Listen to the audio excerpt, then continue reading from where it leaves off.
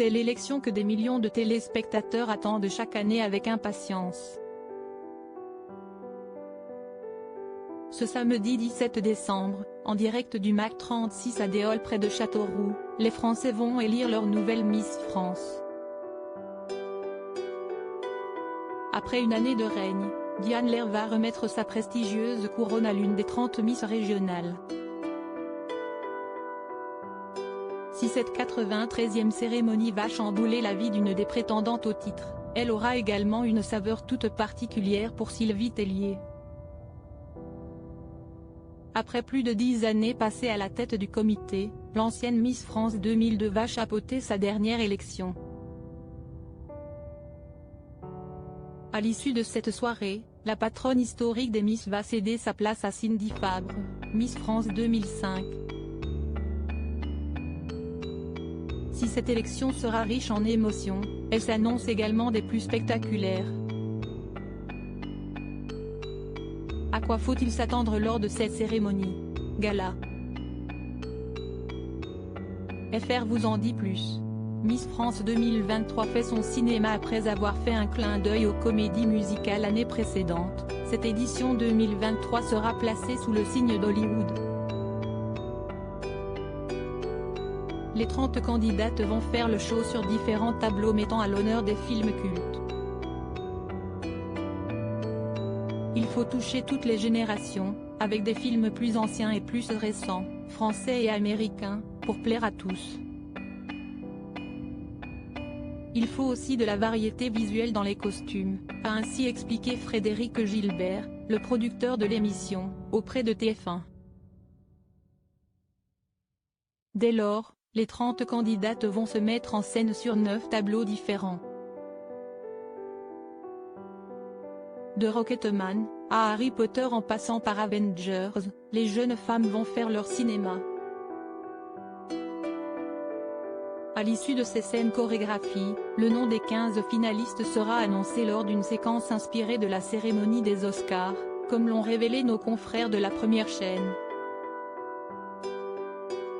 Et pour la première fois du concours de beauté, la Miss en titre Diane Lair fera partie du tableau d'ouverture inspiré du film Titanic.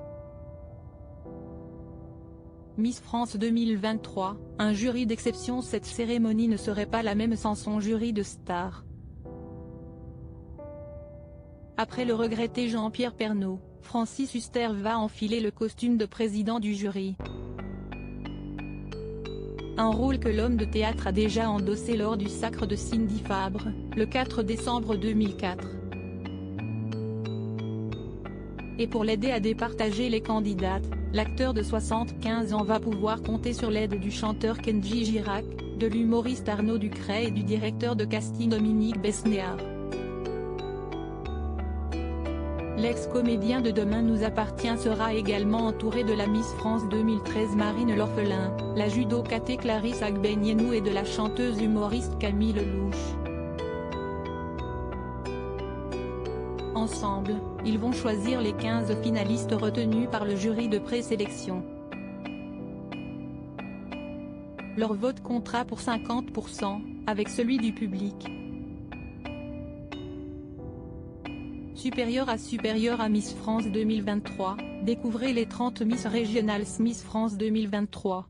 Jean-Pierre Foucault aux commandes de l'élection. Visage emblématique de la soirée d'élection depuis 1995, Jean-Pierre Foucault sera bel et bien présent pour animer la cérémonie. Malgré des rumeurs persistantes sur une potentielle dernière édition, le présentateur de 75 ans ne compte pas rendre son écharpe de chef de cérémonie. Évidemment qu'un jour j'arrêterai la présentation de Miss France. Mais il n'y a pour l'instant pas de raison que ce soit ma dernière année, a-t-il assuré lors d'un point presse organisé le 18 novembre dernier. Et d'ajouter avec un véritable enthousiasme, Miss France, c'est plus de 3 heures de spectacle. C'est du rêve et de l'évasion. Et puis c'est un rassemblement familial, une émission fédératrice.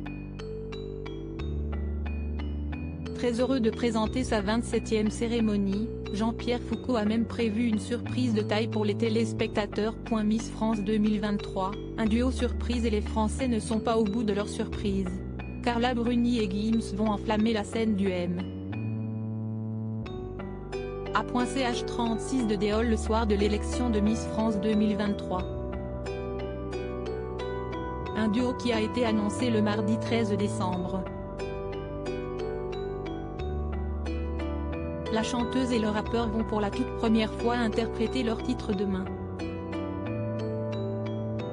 Une ballade élégante et poétique issue du dernier album de l'ancien membre du groupe Section d'Assaut intitulé Les Dernières Volontés de Mozart, Symphonie, sorti le 2 décembre dernier. Une fois encore, cette élection s'annonce d'ores et déjà mémorable. Crédit photo, Robin Le Tellier Sipa.